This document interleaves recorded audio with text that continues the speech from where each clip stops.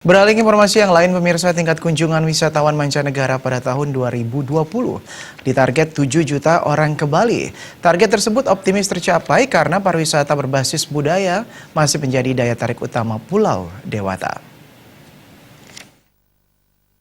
Praktisi pariwisata Jero Mangkukandia mengatakan pihaknya optimis target kunjungan wisatawan mancanegara tercapai 7 juta orang tahun 2020.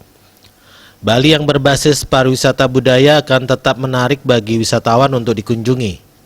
Jumlah tersebut menurutnya realistis jika melihat data tahun 2019 lalu.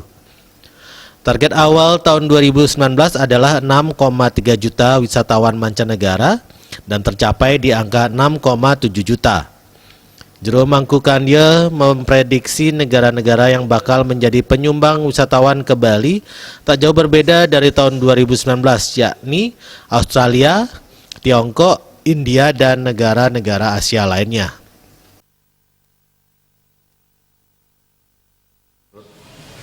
Saya kunjung Wisman ke Bali 2020, saya sih tetap optimis.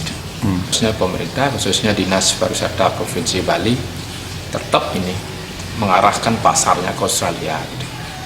Itu yang paling gampang tercapai karena jarak ke Australia Bali paling dekat. Samping itu pengeluaran wisatawan Australia juga lumayan bagus.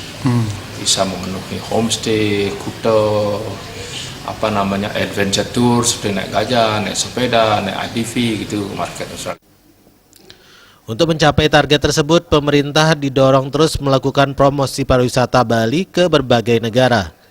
Selain itu, di satu sisi upaya pemerintah untuk mengatasi kendala yang masih dihadapi pariwisata Bali, mulai permasalahan sampah, kemacetan, infrastruktur, penataan objek wisata, serta keamanan bagi wisatawan juga harus mendapatkan prioritas untuk ditangani secara maksimal, sehingga Bali tetap menjadi destinasi pariwisata unggulan di dunia.